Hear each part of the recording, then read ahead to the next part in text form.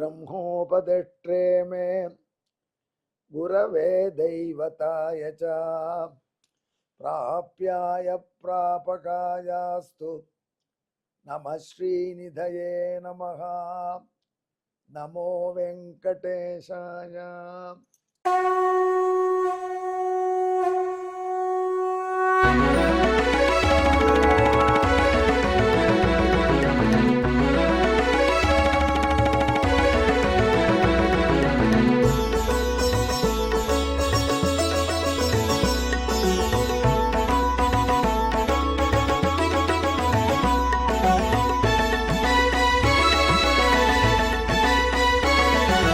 सहस्रनामं सहस्रनामं श्रीवेङ्कटेश सहस्रनामं सहस्रनामं सहस्रनामं श्रीवेङ्कटेश सहस्रनामम्।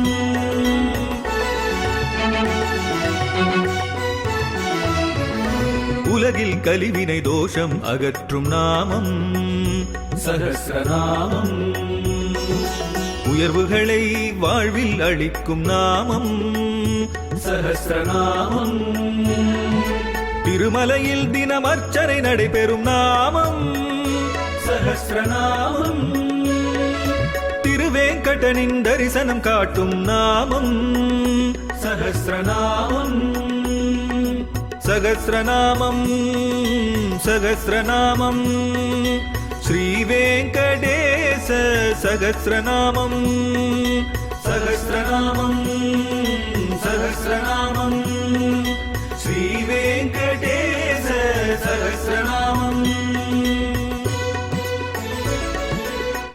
அன்பர்களே, இப்பொழுது நாம் திருவேங்கடமுடையானுடைய திவ்ய சகஸ்ரநாமத்திலே 401வது திருநாமத்தை அனுபவிக்கப் போகிறோம்.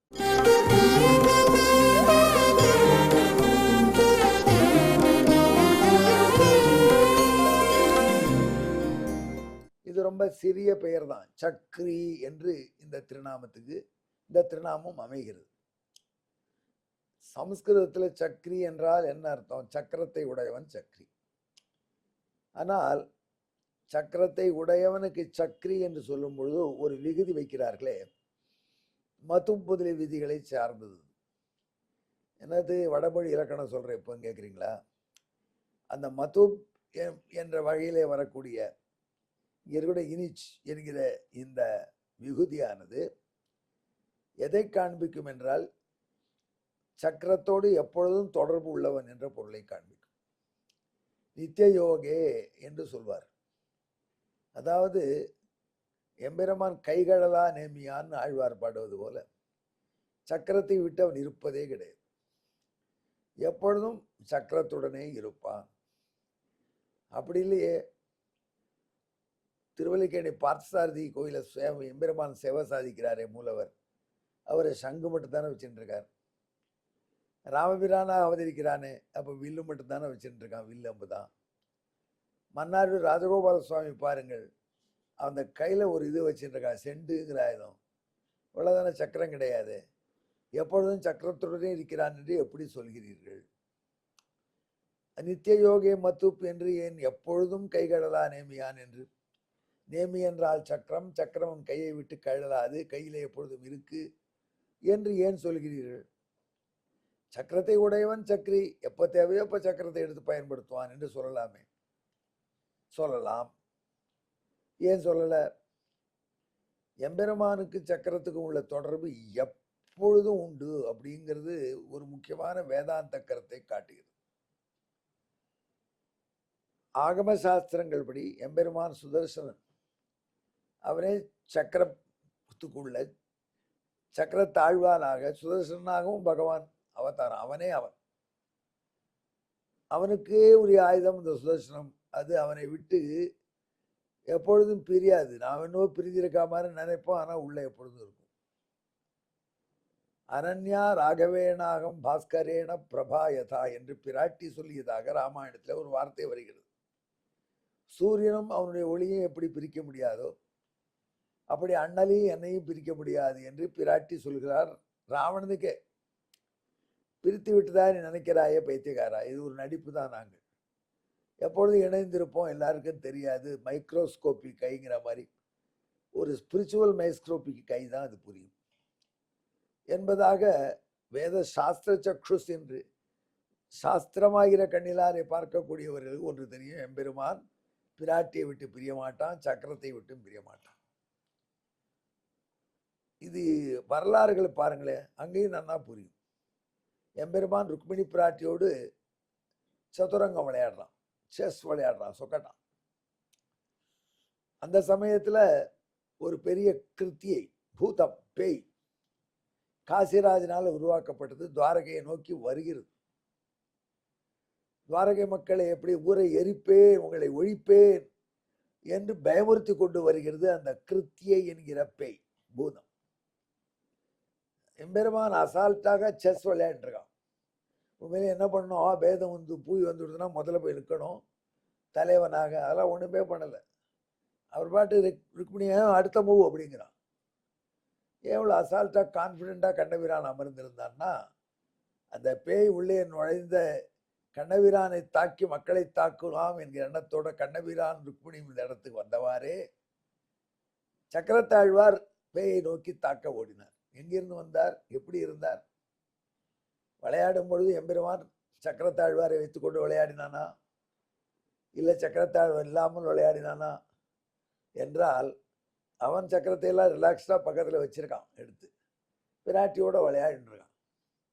ஆனால் அப்போ கூட அவன் பிரியாமல் இருக்கிற சக்கரம் ஆகினால அவன் நெஞ்சிலே என்ன கருத்து என்று தெரிந்து கொண்டு அந்த பேயை தாக்க ஓடியது சக்கரத்தாழ்வார்.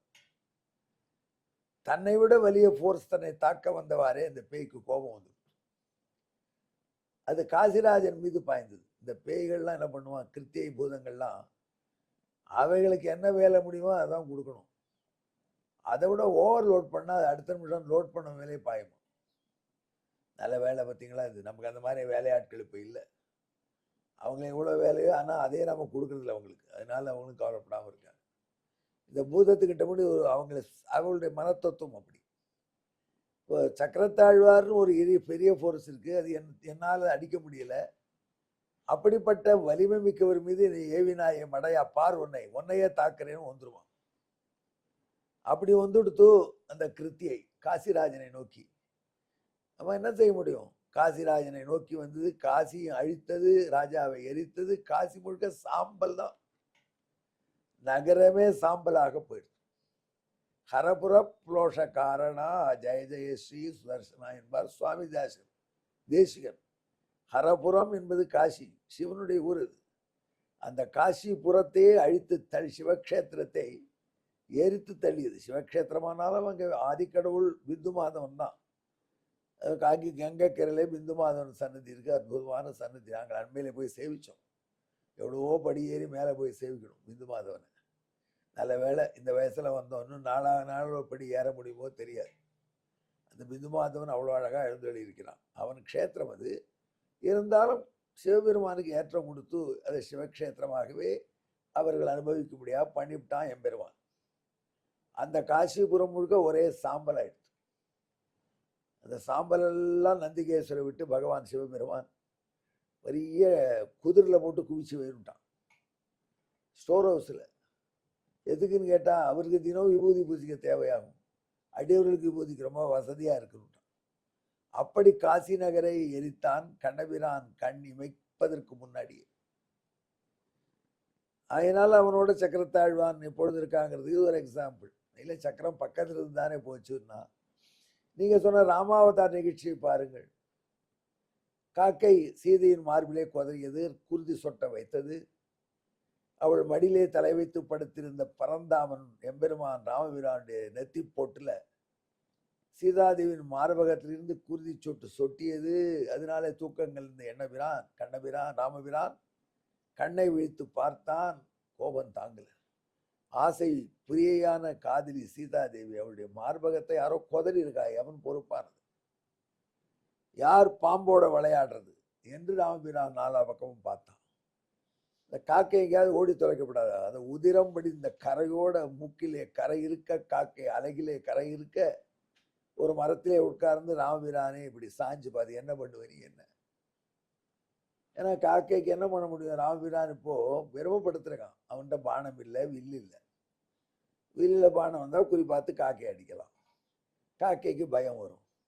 வெறுங்கையன் இவன் என்ன செய்வான் என்ன என்று நினைத்த பொழுது புல்படுக்கையில் படுத்திருக்கிறான் அண்ணல். தலை சீதையின் மடியில படுக்கை கீழே இருக்கு. அது புல்லாலான படுக்கை, தர்பசயனம். அது தர்ப புல்லாலான படுக்கை. அந்த படுக்கையில படுத்திருந்த பகவான் இந்த தர்பத்தில் இருந்து, இந்த தர்பசயனம் என்பவனே நீங்க நினைத்துக் கொள்ளாதீர்கள். சமுத்திரத்தின் கரையிலே உண்ணாவிரதம் இருந்த பொழுது எம்பெருமான் தர்பசயனத்திலே படுத்திருந்தான் என்று, அது வேற தர்பசயனம். இது நல்ல அழகான புல்லணை. அந்த புல் படுக்கையில படுத்திருக்கான். படுத்திருந்த எம்பெருமான் அதிலிருந்து ஒரு புல்லை உருவினான். அந்த உருவின புல்லை காக்கையை நோக்கி எறிந்தான். அப்பொழுதும் காக்கை தன்னாட்டா இருந்து என்ன பண்ண முடியும்? அந்த புல் பறந்து வந்து நம்மை தாக்குமா என்று இருந்து. இந்த கதையை நிறைய தடவை சொல்லிருக்கோம், கேட்டிருக்கோம். சீதா பிராட்டியின் மடியிலே தலை வைத்து படுத்திருக்க ராமபிரான் எப்படி இருந்திருப்பான்? நீங்கள் ஸ்ரீவில்லிபுத்தூர் செல்லுங்கள். ஆடி பிரம்மோத்சவம் ஆண்டாளுடையது. அதில் 7ஆம் திருநாள் ரயில்வே ஸ்டேஷன் பக்கத்தில் கிருஷ்ணன் சன்னதி இருக்கு. அங்கே கிருஷ்ணன் கோவில், அங்கே செல்லுங்கள். அங்கே அந்த காட்சியை பார்க்கலாம். அன்று ஒரு நாள் அற்புதமான காட்சி. ஆண்டாளின் மடியிலே தலை வைத்து ரங்கமன்னார் படுத்திருக்கிற காட்சி அப்படித்தான் இருந்திருக்கும். அது சித்திரக்கூடத்தில் உருவின தர்பப்புல் காக்கையை நோக்கி பறந்து வந்தது. கீழே விழல. அது காக்கைக்கு வந்த அதிசயம். அதை எப்படி பறக்கிறது? தன்னை நாடி வருகிறது. அந்த தர்பம் நெருங்க நெருங்க நெருங்க புல்லிலிருந்து வரக்கூடிய ரேடியேஷன் கதிர்வீச்சு காக்கைக்கு தாங்க முடியல. ஓட ஆரம்பிச்சு. வேகமா ஓடி கொஞ்சம் ஸ்லோ பண்ணி திரும்பி பார்த்தா அந்த புல்லும் ஸ்லோவாயிடும். காக்கை வேகமாக ஓடத்துக்குன்னா வேகமா தொடரும். ஒரு புல்லுக்கு இவ்வளோ ஆற்றலா? அந்த புல்லை அப்படி ப்ரோக்ராம் பண்ணியிருக்கான். அந்த புல்லிலே பிரம்மாஸ்திரம் போட்டான் என்று சீதா பிராட்டி அனுமாற்ற சொல்றார். ஆனா அன்பர்களே, பிரம்மாஸ்திரம் என்பதற்கு பிரம்மாவின் அஸ்திரம் என்று பொருள் கொள்ளுங்கள். இல்லை, இதை கூட கொடுங்கள். பிரம்மத்தின் அஸ்திரம், பரபிரம்மமான நாராயணனுடைய அஸ்திரம். அது யாரு? சக்கரம்.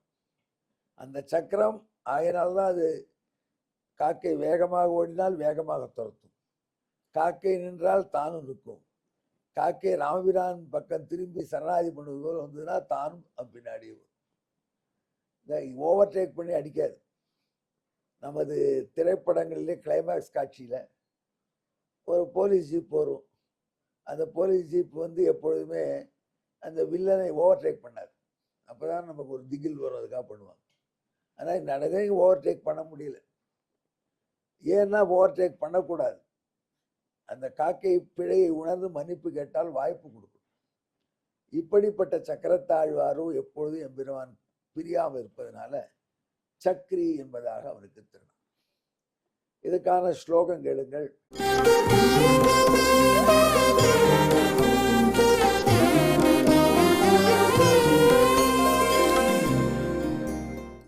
நித்யஸ்ய யோக கில சக்கரதோஸ்ய மதுமுக பிரத்யயேவமத்ர காஷீபுரி தாக கதா ச காக்கே திருண பிரயோகேன சக்ரிதாஸ்ய சக்ரினே நமஹ. நம் தமிழ் விரும்பிகளுக்காக இதை தமிழிலே சொல்கிறோம். நாளும் வலமே நிற்கும் ஆழி காசி எரித்த கதையில் தெளிவாம். நாளும் வலமே நிற்கும் ஆழி, எம்பெருமானை வலது பக்கத்திலே எப்பொழுது இருக்கும் சக்கரத்தாழ்வான்.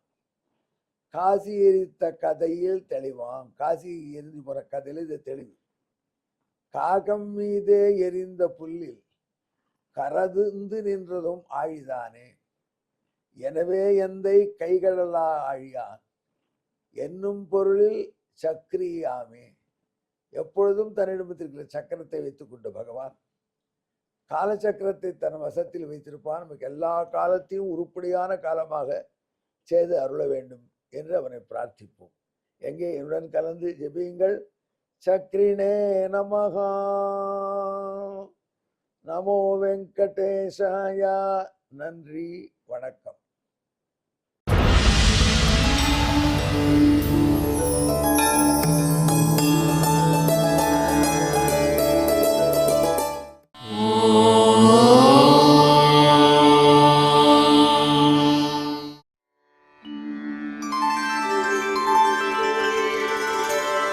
विना वेङ्कटेशं ननाथो ननाथः सदा वेङ्कटेशं स्मरामि स्मरामि। हरे वेङ्कटेश प्रसीद प्रसीद। प्रियं वेङ्कटेश प्रयच्छ